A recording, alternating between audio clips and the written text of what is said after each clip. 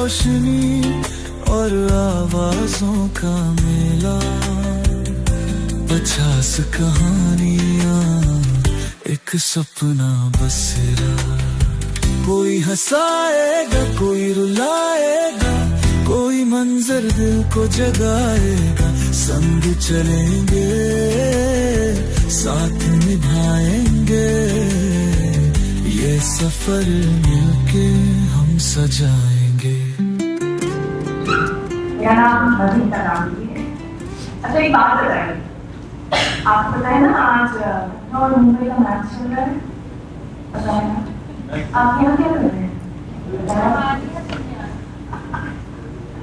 फिर से एक सवाल, पूरे सप्ताह में एक दिन मिलता है रविवार का, छुट्टी का, सुकून का, बच्चों को घुमाने ले जाना था, आप यहाँ क्या कर रहे हैं? एक और सवाल, सुकून तलाशने का क्या बात है? तो एक और बात बताइए, बच्चे का प्रोजेक्ट कल सबमिट होना था, उसकी मदद कराने की आप क्या कर रहे हैं? तो फिर एक बात बताइए, अपने पास में वे जरा सी दूरी पे है, अच्छी अच्छी पिक्चरें लगी हैं, आप यहाँ क्या कर रहे हैं? तो फिर एक और आखिरी बात बताइए, कोरियन वेब सीरीज कितनी अच्छी वाली आप देख रहे थे, 1-2 एपिसोड बाकी है और आज का दिन आपको मिला है, लेकिन आप यहाँ क्या कर रहे हैं?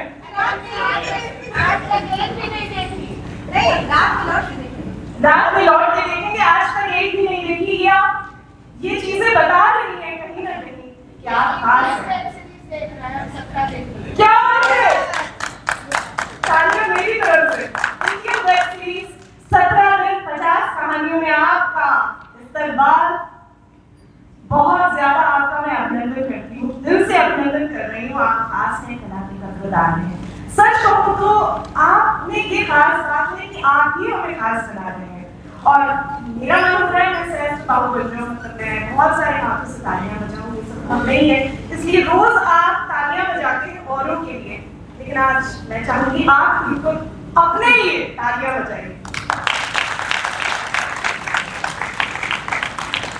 आज ही के लिए मैं बता दूं कि मंच कृति समिति की ये प्रस्तुति है 17 दिन 50 कहानियां, और खास बात ये है कि 50 की 50 कहानियां महिला लेखकों द्वारा लिखित है और उसके लिए जब तालियां बजती हैं। और ये हमारा सौभाग्य है कि उनमें से कई लेखिकाएं हमारे बीच में यहाँ पर मौजूद हैं, उनके लिए भी जबरदस्त तालियां बजती हैं। तो शुभस्य शीघ्रम, आपको पता ही है कि कार्यक्रम का आगाज जल्दी से जल्दी करना चाहिए और उसके लिए जरूरी है कि हम पराशक्ति का आह्वान करें, पराप्रकृति का आह्वान करें, मां शारदा का आह्वान करें और दीप प्रज्वलित करें इस मंच पर।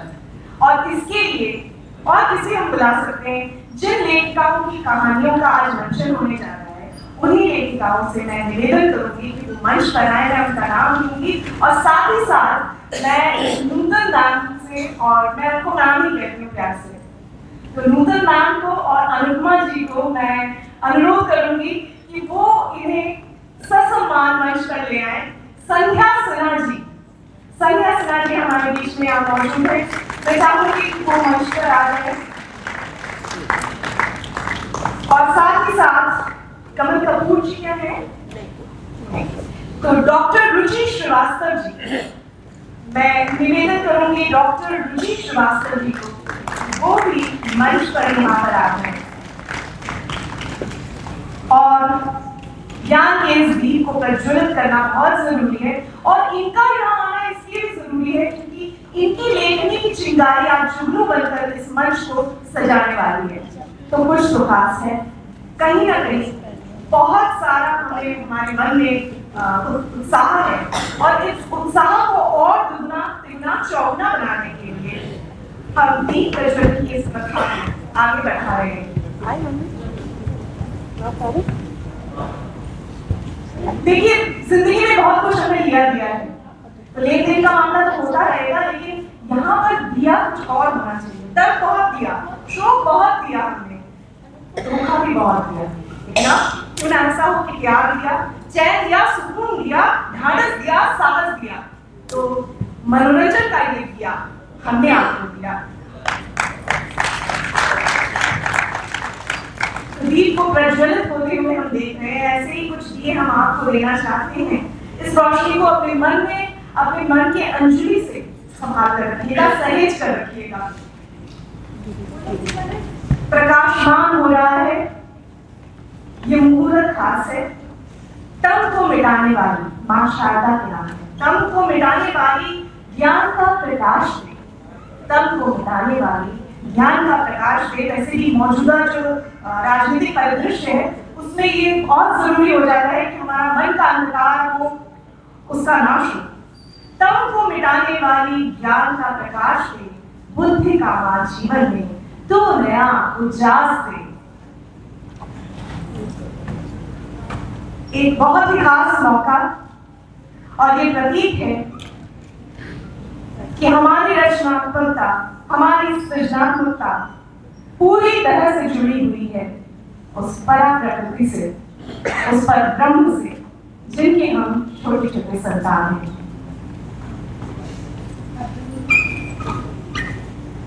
बहुत बहुत धन्यवाद। कर्तव्य ध्वनियों से इसका स्वागत कीजिए।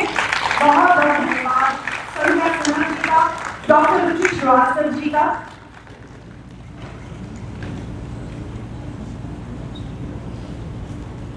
और कुछ क्लिकिंग मोमेंट्स हो रहे हैं, इसके लिए मैं थोड़ा सा इंतजार कर रही हूँ। खूबसूरत पल जिन्हें आप कैमरे में कैद करना चाहते हैं। और इसके बाद तुरंत हम शुरू करेंगे, अविलंब मंचन होगा हमारी पहली कहानी का। बेहद खूबसूरत एक सुंदर मंजर मेरे सामने है।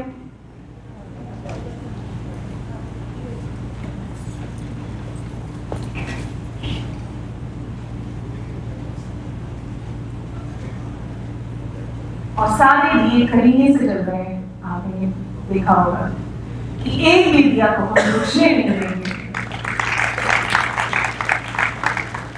बहुत बहुत धन्यवाद आपका संध्या सिन्हा जी, डॉक्टर रुचि श्रीवास्तव आपका भी बहुत बहुत धन्यवाद। बहुत बहुत धन्यवाद नूतन नाम और अनुपमा जी आपका भी। और बिना रुके अब हम रुख कर रहे हैं अपनी पहली कहानी की तरफ। और पहली कहानी का नाम सुनकर मेरे अंदर एक खुंदलाहट होने लगी। नाम है नेतागिरी। अब नेता शब्द जो है, एक समय 1947 वाला समय रहा होगा जब नेता शब्द सुनते ही सल्यूट, सलाम, नेताजी ऐसा कुछ याद आ ही जाता था मन में। मतलब हम सब नहीं रहे होंगे उस समय, लेकिन फिर भी हम इसे महसूस तो कर ही सकते हैं।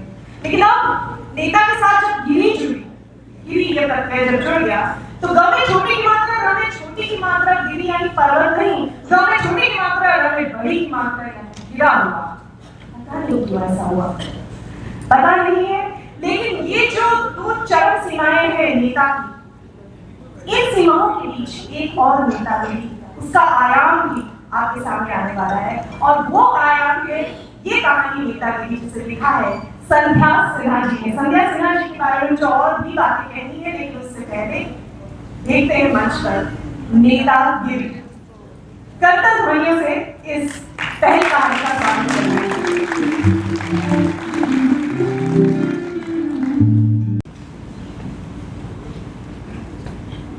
नमस्कार, मैं अनीता शुक्ला। कहानी नेतागिरी, लेखिका संध्या सिन्हा। उस दिन झूठे बर्तन मुझे मुंह चढ़ा रहे थे। घर अलग अस्त व्यस्त पड़ा था, दीपावली का दिन था और ढेर सारे काम पड़े थे। पर हमारी सेविका मालती एक दिन पहले से ही गायब थी। मैंने मालती को समझा दिया था कि देखो मालती, तुम दीपावली के दिन शाम को मत आना, लेकिन दिन में अवश्य आ जाना।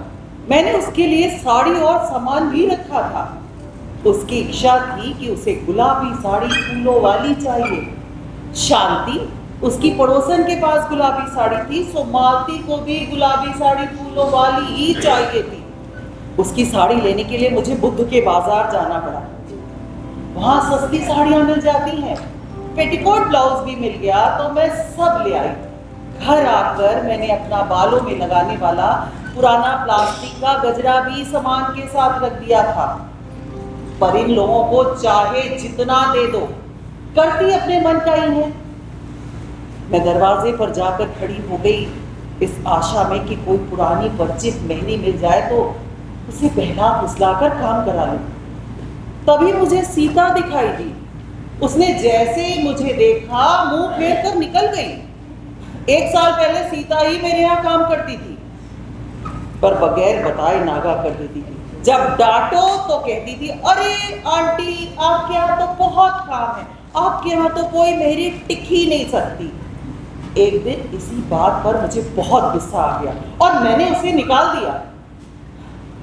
पर उसमें एक बात तो थी कि वो सारे मोहल्ले की खबरें सुनाया करती थी और चाय पिए बगैर तो जाती ही नहीं थी।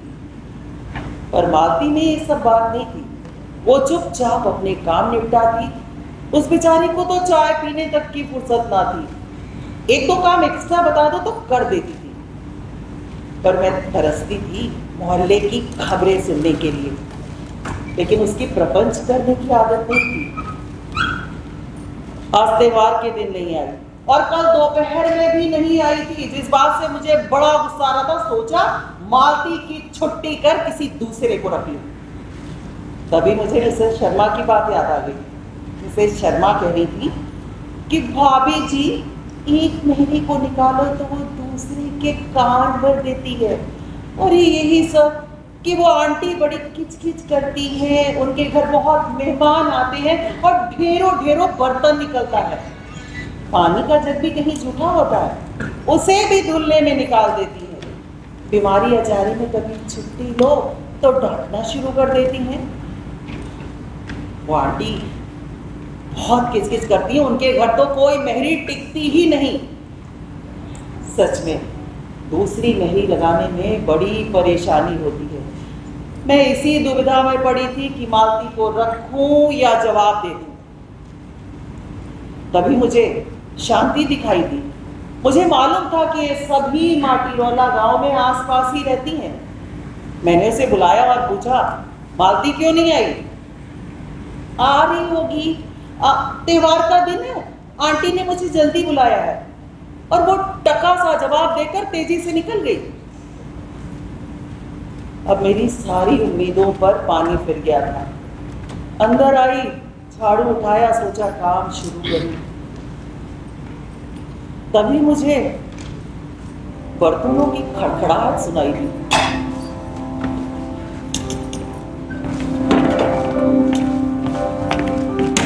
मन में आशा जाग उठी। देखा मालती किचन में सिर झुकाए बर्तन साफ कर रही थी। मन ही मन तो मैं बहुत खुश हो गई थी, लेकिन फिर भी अपना गुस्सा मालती पर निकाला। कहाँ थी तुम कल? त्योहार का दिन है और इस समय आ रही हो। तुम लोगों से तो किसी बात की उम्मीद रखना ही बेकार है, इसलिए कुछ भी देने का मन नहीं करता तुम लोगों को। क्या बात है, बोलती क्यों नहीं? अब हम क्या बोले आंटी? अब मैं समझ गई थी। कल रात इसका मर्द दारू पीकर आया होगा, मारपीट हुई होगी और लड़ाई झगड़ा भी। इसलिए सवेरे जल्दी में नहीं आ पाई। मुझे मालूम था कि इसका मर्द रिक्शा चलाता है और इसके 4 छोटे छोटे बच्चे हैं। वो अक्सर दारू पी लेता है और अपनी मुंह बोली विधवा भौजी के पास जाकर बैठ जाता है। अब मैंने ही बात आगे बढ़ाई। क्यों? कल फिर उसने तुझे मारा? जवाब दे, बोलती क्यों नहीं? आंटी वो मर्द है हमारा, कहीं और का गुस्सा कहीं और निकालता है। फिर मियाँ बीवी में तो ये सब चलता रहता है। आप भी तो साहब से लड़ती हो हमेशा। पर हमें तो नोक झोंक होती है। ये माँ, हम लोग हाथापाई तो नहीं करते। एक तो रोज दारू पीकर आता है और इस तरह से मारता है कि मुंह, कमर, पीठ हर जगह मार के निशान बने हुए हैं। तुम कुछ बोलती क्यों नहीं हो? आंटी कसूर हमारा ही था। हमसे वो बोले थे कि मक्के की रोटी बना दो, लेकिन आपको तो पता है ना कि मक्के का आटा कितना महंगा है, तो हम घर में पड़े चावल ही पका दिए। बस इतनी सी बात पर तुम पिटती रही। आंटी गलती हमारी, हम कह दिए कि अपने पैसे से ले आओ मक्के का आटा। अरे हम कब तक पूरे घर का खर्च संभालें? अरे 4 बच्चों का खर्चा हमारी कमाई से तो चलता है। बस इसी बात पे उठा लिया डंडा और पीटने लगा। साली अपनी कमाई की धौंस दिखा रही है। कहता रहा और पीटता रहा। और तुम पिटती रही ना? हाँ आंटी, जवाब तो मर्द का गुस्सा पड़ता है। फिर मर्द मारता है, पीटता है तो प्यार भी तो करता है, हल्दी वाला दूध भी तो पिलाता है। मेरे अंदर का नेता बाहर आ चुका था।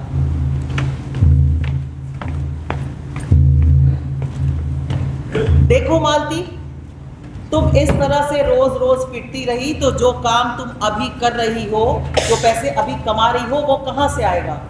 रोज रोज मार खाने से तुम्हारा बदन दर्द करता है और तुम काम पर नागा करती हो। इस तरह से घर पर बैठाकर तुम्हें कौन मुफ्त की तनख्वाह देगा? हाँ आंटी, आप ठीक कह रही हो। वैसे तो हम छुट्टी नहीं करते हैं, पर जब शरीर में ताकत ही ना रहे तो हम क्या करें? अरे 8 घर काम करते हैं, सवेरे जल्दी जल्दी में बाल तक बांधने का समय नहीं मिलता। और दारू पीने के बाद तो हमारे मर्द का हाथ भी बहुत तेज से चलता है। वो तो किसी दिन कुल्हाड़ी या बाका उठा के मार दे।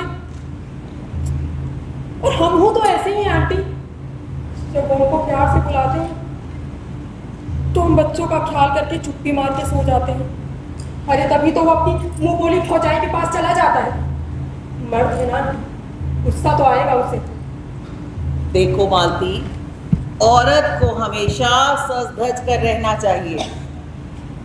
आदमी जब अपने काम से घर लौटे तो उसे सजी धजी मुस्कुराती औरत को देखकर अच्छा लगता है। और तुम हो कि ना तो बाल बांधती हो, ना बिंदी लगाती हो और ना ही ढंग से कपड़े पहनती हो। देखो, तुम ढंग से कपड़े पहनोगी तो उसे भी अच्छा लगेगा। जब वो काम से लौटे तो उसके पास बैठो, कुछ अपनी कहो, कुछ उसकी सुनो। वो कहावत सुनी है तुमने कि लिपि पुती देहरिया और सजी धजी मेहरिया सबको अच्छी लगती है। नहीं नहीं आंटी, हमसे ये नैन मटक्का वटक्का नहीं होता है। एक तो जो कमाए उससे अपनी भौजाई को दारू पिलाए, नमकीन खिलाए, ऊपर से आके हमको मारता है। अरे सारा पैसा तो अपनी भौजाई पे लुटा देता है। देखो मालती, ये बात मैं तुम्हें समझा रही हूँ। इस बार जब वो दारू पीकर आए और तुम्हें पीटे तो तुम पिटना नहीं, उसे बता देना कि अब मैं पिटूंगी नहीं। तुम्हारी शिकायत महिला कल्याण में करूंगी, थाने में रिपोर्ट लिखवाऊंगी और तो गांव की सभी महिलाओं को इकट्ठा करके नारे लगवा दूंगी। नहीं नहीं आंटी, ये कैसे हो सकता है? अरे क्यों नहीं हो सकता है? अरे ये महिला सशक्तिकरण का युग है। हर महिला को अधिकार है कि वो अपनी आवाज उठाए। तुम अगर दारू के विरुद्ध आवाज उठाओगी ना तो माटीरोला की सभी औरतें तुम्हारा साथ देंगी। और फिर सरकार भी तो कह रही है कि बेटी बचाओ बेटी पढ़ाओ, क्योंकि अब आदमी और औरत में कोई फर्क नहीं है। और फिर तुम उससे ज्यादा कमाती हो, तुम्हें उससे दबने की क्या जरूरत है? हाँ हाँ आंटी, आप ठीक कह रही हो। अरे जितना ज्यादा वो कमाता है उससे ज्यादा तो मैं कमाती हूँ। फिर मुझ में ऐसी कौन सी कमी है भला जो मैं उससे दबूं? मुझे बहुत अच्छा लग रहा था कि मेरी नेतागिरी उस पर असर कर रही थी, लेकिन फिर भी मैंने उसे समझाया। कहाँ गई? इधर आओ। हाँ आंटी, आई। बैठो। देखो, पहले उसे प्यार से समझाना, उसके मनपसंद का खाना बनाना, त्योहार का दिन है हंसी खुशी से बिताना। जब कभी मार पीट की नौबत आए तो उसे सिर्फ धमका देना। इतनी अकल तो है आंटी। पता है तुझमें कितनी अकल है। अगर इतनी ही अकल होती ना तो ऐसे रोज रोज पिटती नहीं, बेवकूफ कहेंगी।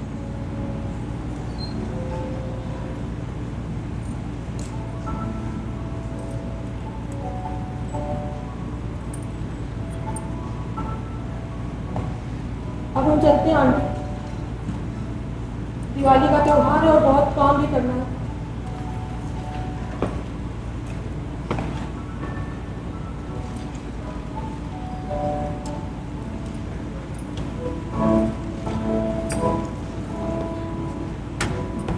इधर आ जाओ। हाँ आंटी।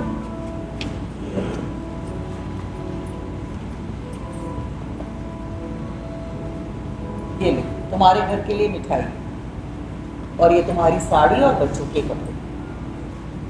और हाँ, ये 200 रुपए अपने लिए कुछ खरीद ले। एक बात और, त्योहार का दिन है, दिए जलाना, अल्पना सजाना और साथ में पकवान भी बनाना, ठीक है? ठीक है आंटी। आंटी थैंक यू, आपको दिवाली की बहुत बहुत शुभकामनाएं। तुम्हें भी।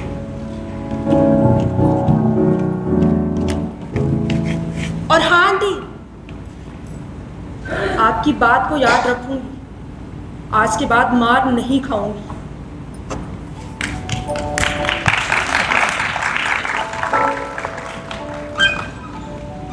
और वो ये कहकर खुशी खुशी अपने घर चली गई। रात में दीपावली के दिए जले, बच्चों ने मन भर के आतिशबाजी छुड़ाई। मैंने भी अपनी मित्र मंडली के साथ 3 पत्ती का आनंद लिया और रात्रि के सोते सोते 2 बज गए। सवेरे सवेरे लगा कि कोई दरवाजा खटखटा रहा है। मैंने जाकर दरवाजा खोला तो देखा दरवाजे पर शांति खड़ी थी। कुछ साल पहले शांति भी मेरे घर पर काम कर चुकी थी। उसी ने मालती को मेरे घर पर लगवाया था। मैंने उससे पूछा, क्या बात है इतने सवेरे सवेरे, क्या मालती ने तुम्हें भेजा है? पर उसके चेहरे पर हवाइयां उड़ रही थी। वो जोर जोर से हकला रही थी। नहीं, मालती के पति ने उसे बाकी से मार दिया है। गांव में पुलिस आई है, कोई यही बताने आए। और वो तेजी से मुड़ी और निकल गई। इतना सुनते ही मुझे चक्कर आ गया। मुझे समझ में नहीं आ रहा था कि मैं क्या करूं। फिर मैंने पैर में चप्पल डाली और चल पड़ी।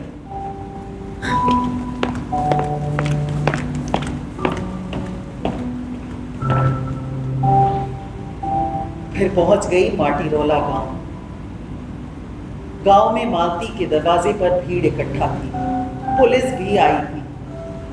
पुलिस वाले लाश के पास से भीड़ को हटा रहे थे। मैं भी किसी तरह से भीड़ को हटाते हुए मालती के दरवाजे पर पहुंची तो देखा मालती की लाश जमीन पर पड़ी थी।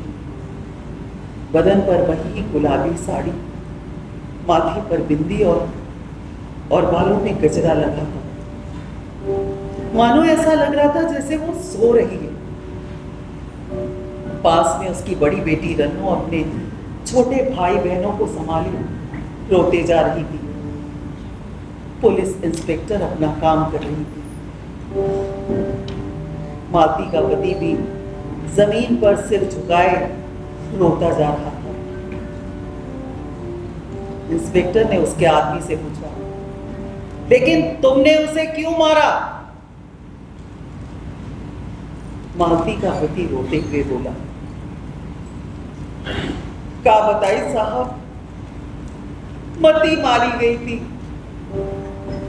दिवाली का दिन था, सवेरे सवेरे बगैर खाए पिए चले गए थे साहब।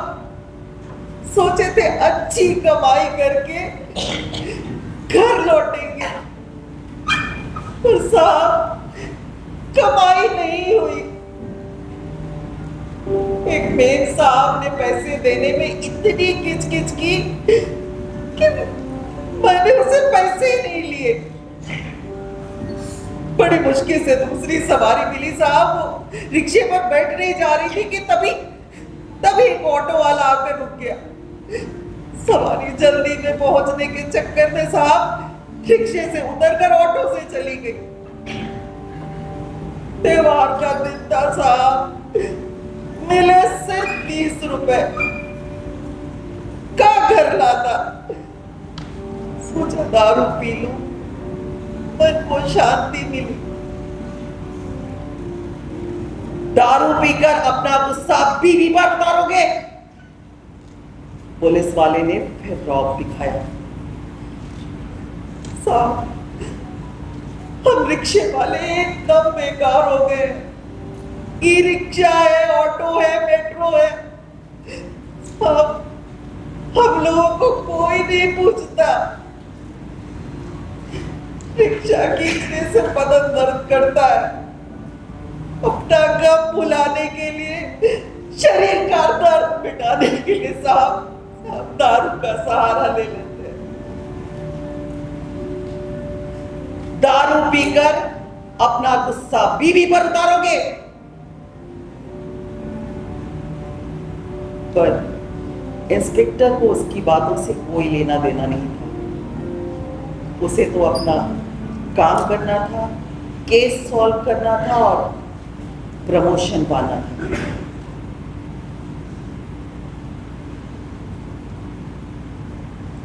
पुलिस वाले ने फिर रौब दिखाया। एक तो लड़ाई झगड़ा करते हो, एक तो दारू पीते हो और लड़ाई झगड़ा करके बीवी को मार डालते हो। बताओ कल रात क्या हुआ था? क्या बताइए साहब, कल रात जब हम घर लौटे तो हमार मेहरारू खूब सज धज कर, बालों में गजरा लगाकर बाहर खड़ी होकर माता दिन मिस्त्री से हंस हंस कर बतिया रही थी। साहब ये भी न देखा कि मैं आ रहा हूं। तभी मालती की बेटी रन्नो बोल उठी, अरे हम और अम्मा मिलकर घर सजाए थे, चौक पूरे थे। मैंने ही अम्मा से कहा था कि अम्मा माता दीन चाचा बाहर बिजली की झालर लगा रहे हैं, उसी कहकर अपने भी घर में झालर लगवा लो। पप्पा आएंगे तो वो देखकर बहुत खुश हो जाएंगे। अरे तभी तो अम्मा बाहर आई थी।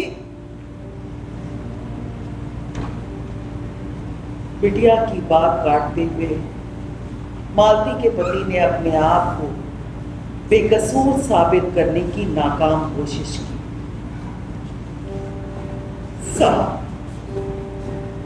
उसके रंग ढंग हमें सुहा नहीं रहते।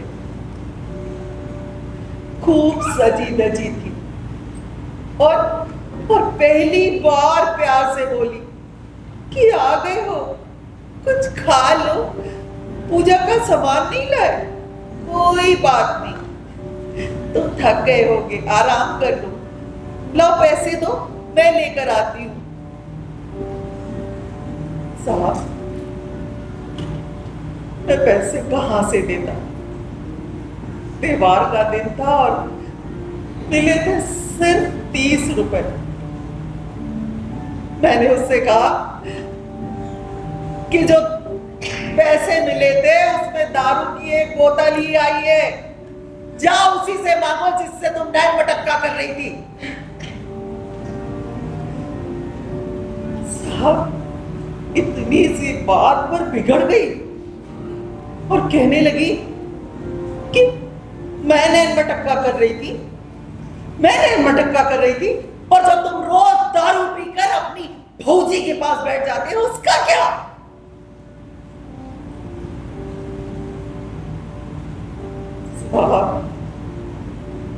मर्द आदमी हूं, उसके पास जाकर बैठ जाता हूं, वो प्रेम से हंस बोल लेती है तो जी हल्का हो जाता है। घर में तो आकर से मेहरारू की शिकायत शुरू हो जाती है, आटा नौन की बात चलने लगती है। ठंड से ठिठुर रहे हैं, ओढ़ने को रजाई नहीं है, बच्चे पढ़ना चाहते हैं। साहब कहां से पढ़ाए? जिसके पास रहने को छत नहीं, वो बच्चों को कहां से पढ़ाएगा?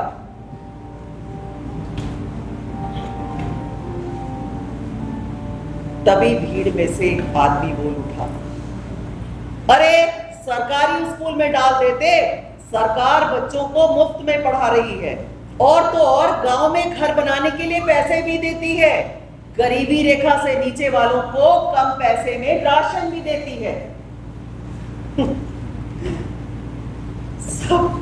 सब कहने की बात है साहब, सब कहने की बात है।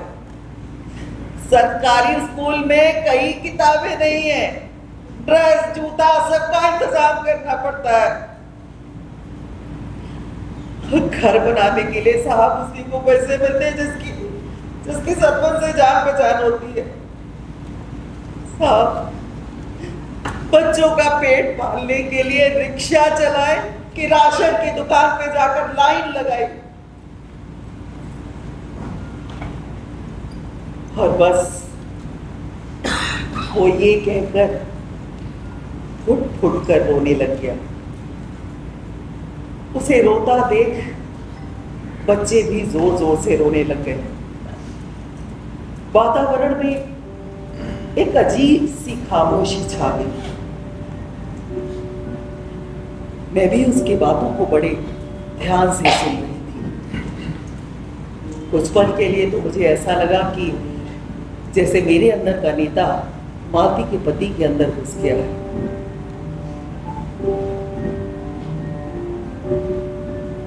खामोशी को तोड़ते हुए मालती की बेटी रन्नो बोल उठी, अरे पप्पा कल दारू के नशे में थे, बाका उठाकर दौड़े और गिर पड़े, और अम्मा पीछे की तरफ हटी और सिलौटी पर जा गिरी। मैंने और भैया ने मिलकर अम्मा को अलग लिटाया और शांति चाची को बुलाकर लेकर आए। मैंने भी देखा आधी सिलौटी पर एप्पल वारी पिसी पड़ी थी और आधी सिलौटी खून से लथपथ थी जो अब सूख गई थी। दूर खड़ी शांति सिर हिलाए रोते जा रही थी। मैं चुपचाप वहां से चली आई।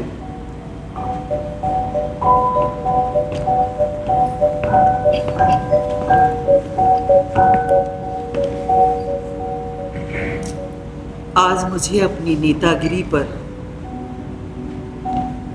बहुत अफसोस हो रहा था, बहुत अफसोस हो रहा था, बहुत अफसोस।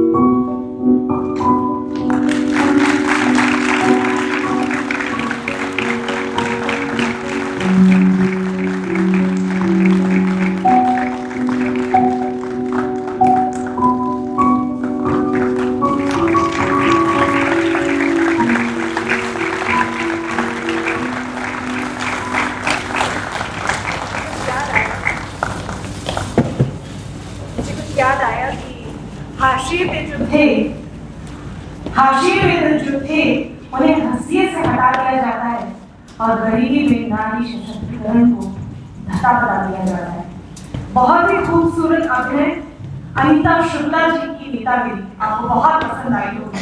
नेतागिरी कही गए अनीता शुक्ला जी और मेड सर्वेंट के रूप में निशु सिंह जी।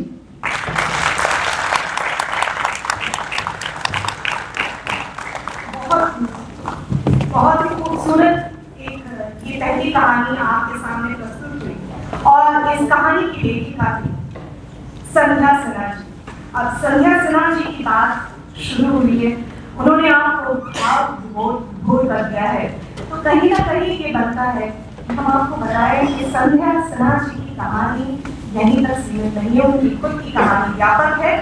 संध्या सिन्हा जी कई राजनीति शास्त्र से कर चुकी हैं, बचपन से अब तक सांस्कृतिक गतिविधियों में उन्होंने भाग लिया है। आप कुछ बच्चों कुछ वयस्कों के लघु नृत्य नाटिका और नाटक की मंच प्रस्तुति कर चुकी हैं।